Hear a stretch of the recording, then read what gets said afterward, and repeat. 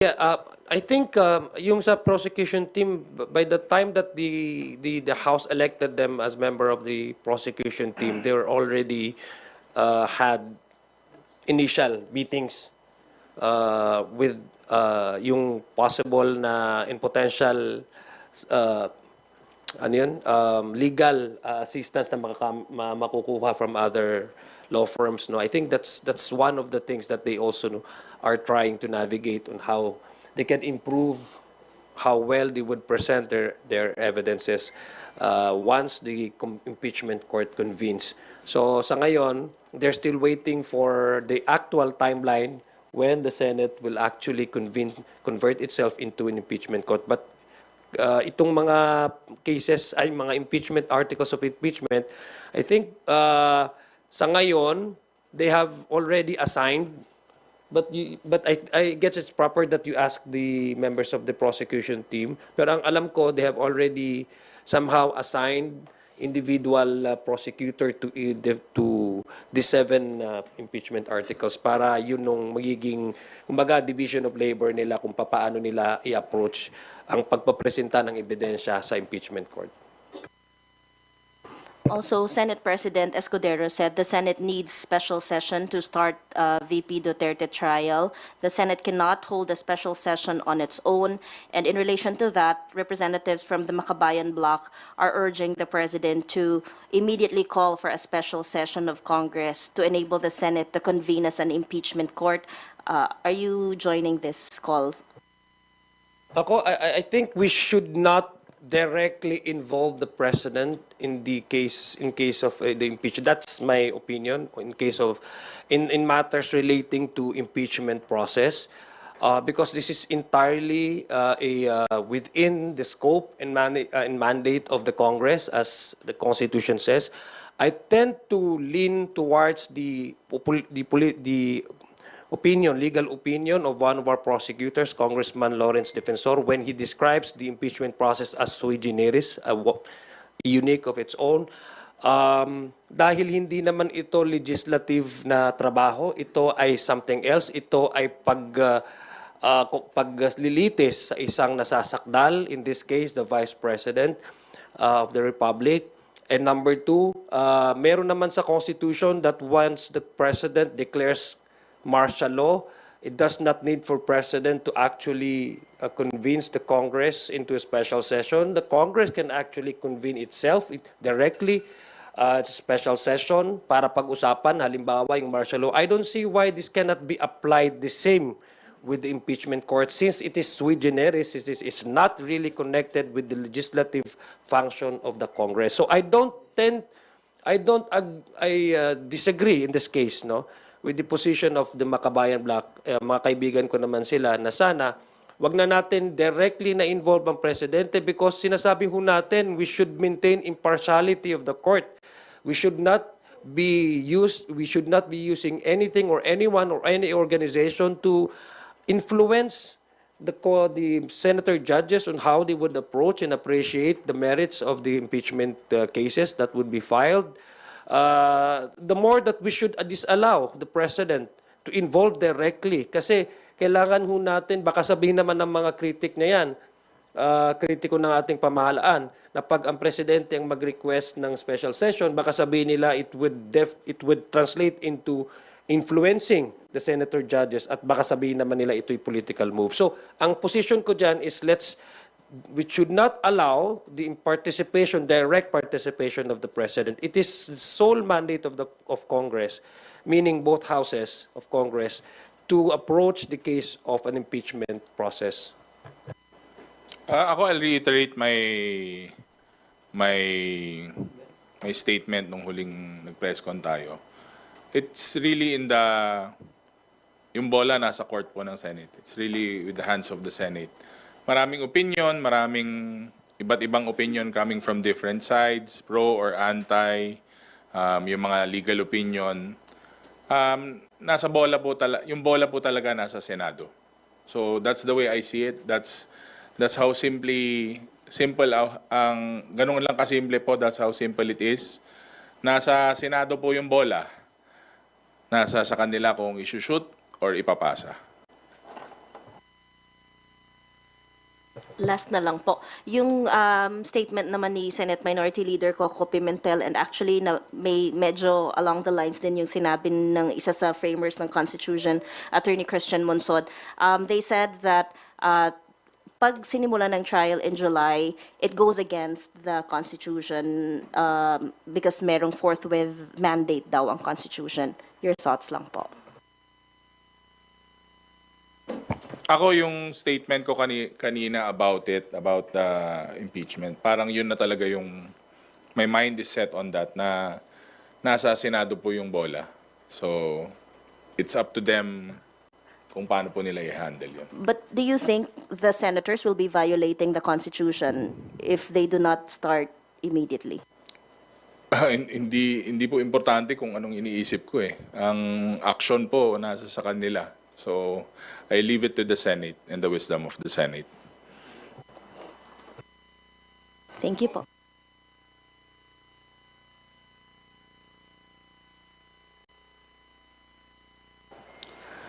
Thank you. Next, Marian Enriquez from TV5. I would just like to follow up on that sa question po ni Vivienne. Kasi some lawyers po, mula dun sa naunang tatlong grupo po na naghain ng impeachment complaint against VP Sara Duterte are saying na may violation nga raw po itong ginagawa ng Senate sa pag-delay ng impeachment trial because there's a constitutional command for the Senate to convene forthwith, and that shall means mandatory. It's a command, which is a special mandate of the Senate. So what's your stand on this? Tingin niyo po ba merong violation po? Yes, there are a lot of legal opinions saying this and saying that, no? Marami pong mga abogado, mga legal luminaries na you would see whether they are pro or whether they are against the impeachment process. But more than the issue of legal interpretation of the word forthwith, I guess it only speaks about the demand of the people to hold the Vice President accountable to her actions.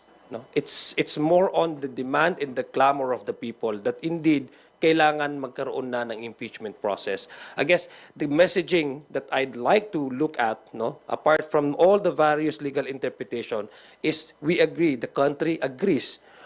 Meron pa nga pong supported by the SWS and Okta Research, the country says that it's really time to hold the impeachment trial. Sakyan ko lang ulit. Sabi ko nga, yung kapitbahay nga namin may opinion din eh. Lahat na masasalubong ko may kanya-kanyang opinion. Legal, personal, or kahit anong opinion yan. But again, sabi ko nga, nasa mga kaibigan at kasama natin, nasa Senate na po yung bola.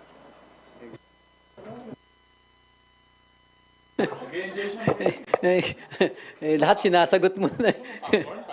Hindi, ano lang, ako lang kasi, forthwith nga eh. So without delay at agad-agad, I don't understand why, hindi ko talaga maintindihan bakit there's room for interpretation. Maraming excuses na pwedeng gawin, maraming magaling, gaya nga na sinabi ni Kong Pao, pati yung kapitbahay nila may opinion. But the end of the day, ang dali naman kasing intindihin eh. When you say forthwith, agad-agad. And this is not really for or against anyone. The impeachment process, the Senate acting as an impeachment court, is a venue for both parties to be heard. I think it's the most democratic and fair process, kaya nga nasa saligang batas yun eh. So there's no reason para harangin o siraan o gamitin pa sa politika. Let's follow our Constitution at our sentido común na pag sinabing forthwith, agad-agad. Thank you, sir. Sundutin ko lang po ulit yun dun sa accusation nga po ni former President Rodrigo Duterte kay PBBM saying na, yun nga po, veering towards a dictatorship po itong admin kay PBBM. Yet his daughter, VP Sara, said in an October 2024 press con, sinabi niyang si PBBM, hindi marunong maging presidente yan. Your comments po. Yung sa statement ng dictatorship, no, ni former president, fake news alert, fake news po. Kay Congressman Adyong, sir, your si Lanao del Sur Governor Datu Mamintal Bombit Alonto Adyong Jr. has endorsed the re-election bid of Senator Ronald Bato de la Rosa. Do you share the same views? We may be brothers, but we have our own opinions naman talaga eh. I mean, he has entitled to also endorse anybody, any candidate that he feels fitting to assume the office of senator, no?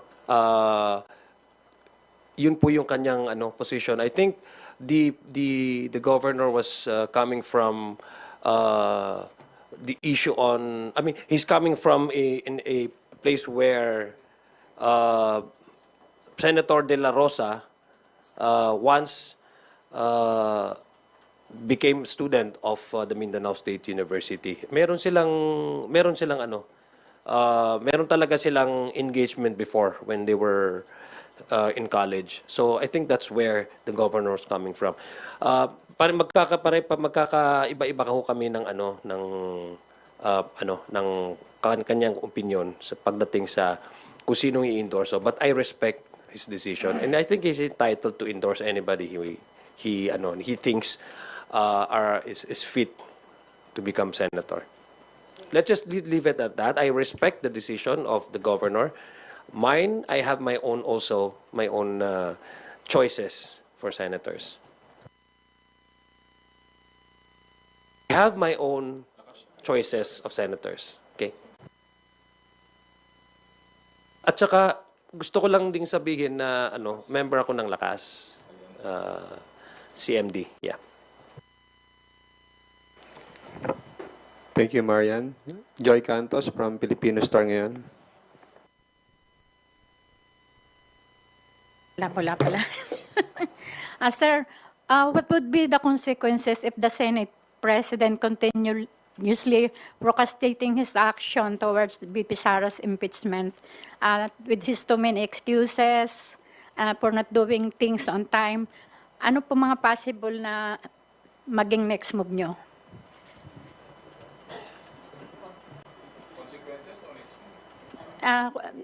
Yung consequences din po, sir, for dilly-dallying in the issue. Well, si Senate President Chis Escudero, siya po ang leader ng Senado. So, yung move niya po na ganyan, yung statements niya po, yung mga sunod-sunod na press con niya, that's under his leadership. So, kung may positive side, kung may negative side, hindi naman po natin makokontrol yung reaksyon ng tao eh. But again, sabi ko nga po, that's under his leadership. Siya po ang titimon dyan. So parang halimbawa, ako kunwari ang Speaker ng House of Representatives. Kunwari lang huwag kayong mag-expect. So kunwari ako ang Speaker, lahat po yan, yung mga actions ko, lahat po ng diskarte ko, syempre, may kaakibat po na positive, may kaakibat din na consequences.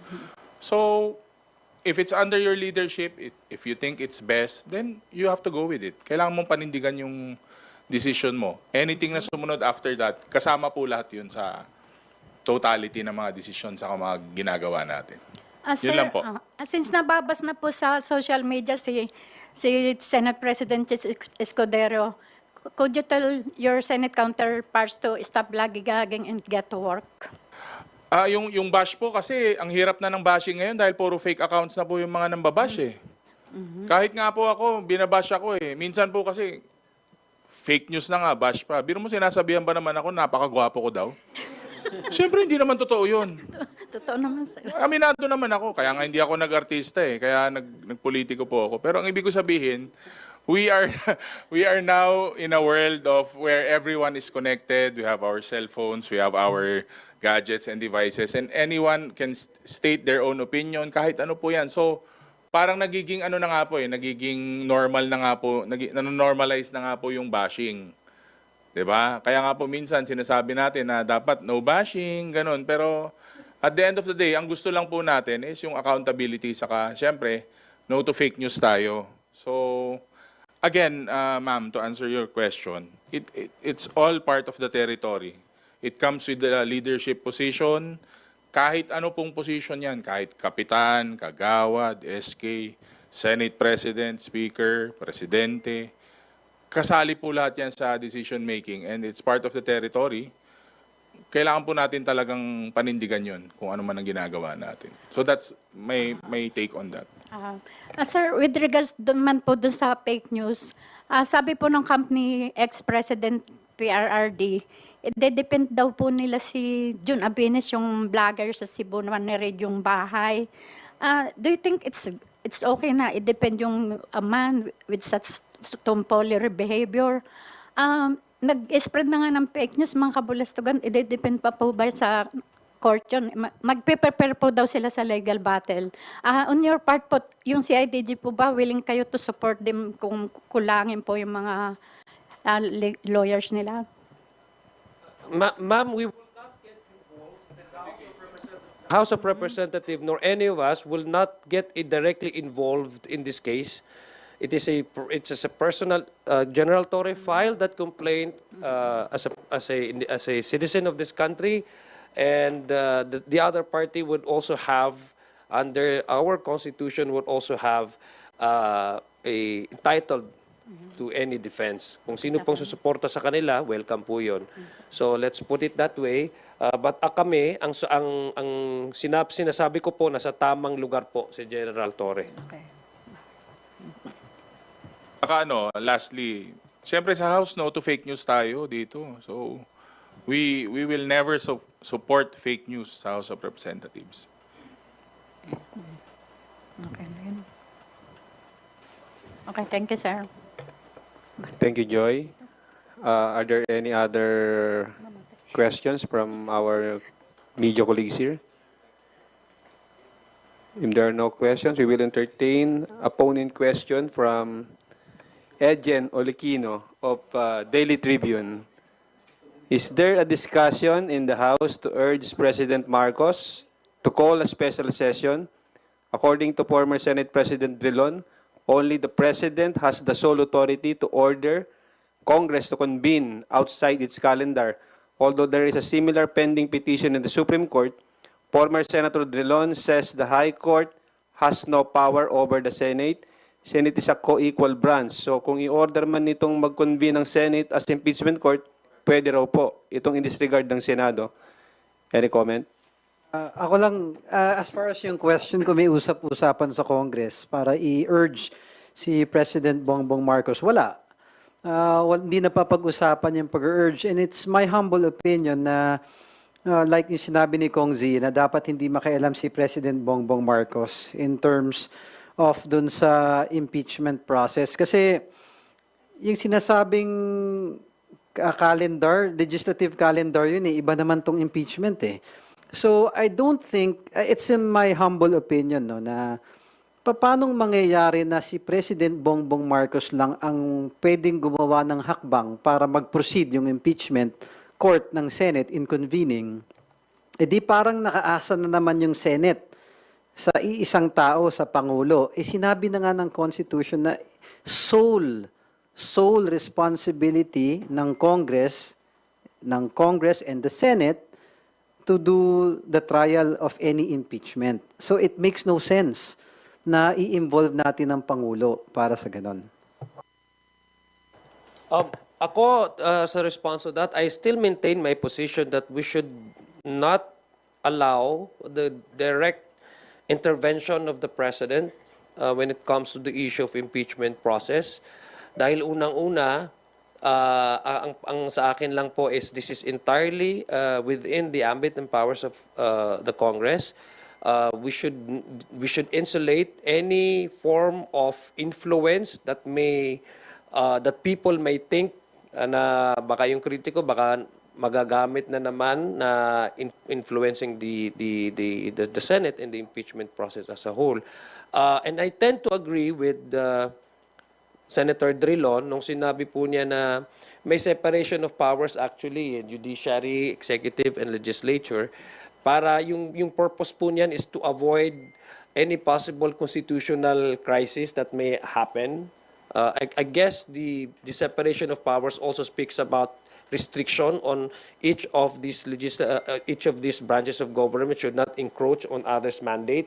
Sinabi naman po talaga sa Constitution, according to Senator Drilon, and I agree with him, that it's actually the job of of Congress to approach and cases of impeachment. So it's a sole prerogative of the Senate now, since na-transmit po sa kanila ang articles of impeachment, kung paano po nila bubuksan o umpisahan ang impeachment process. So ako agree po ako dun sa sinabi ni Senator Drilon in one of his interviews na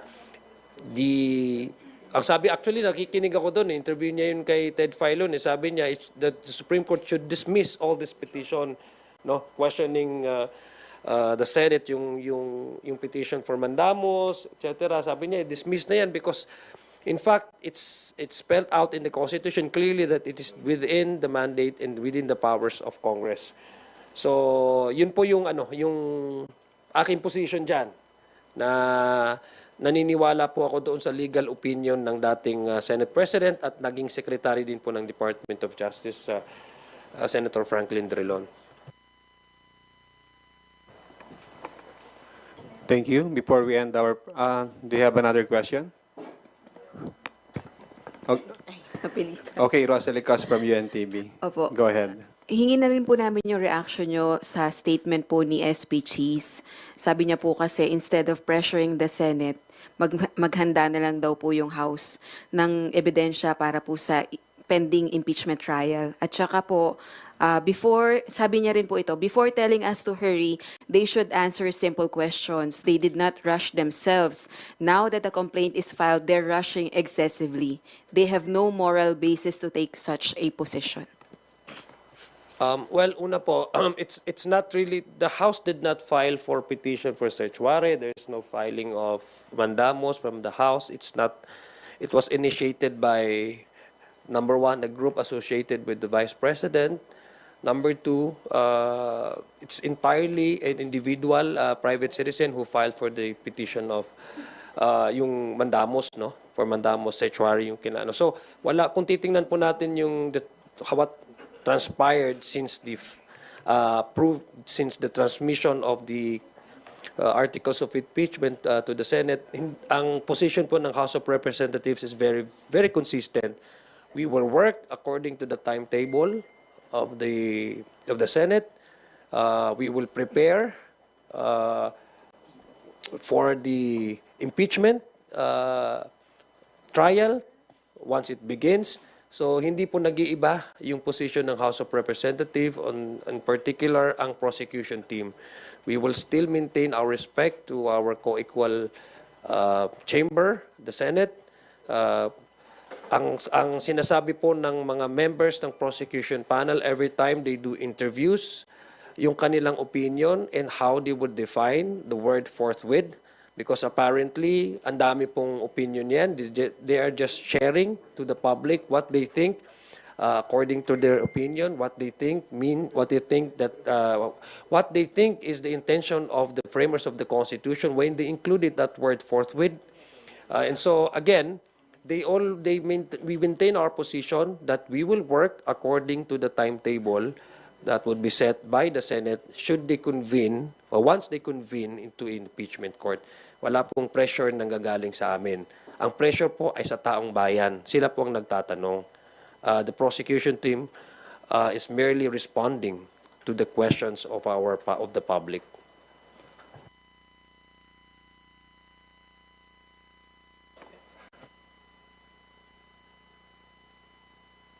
May stand na ako kanina. So, I would like to agree with the statements of AML Zia.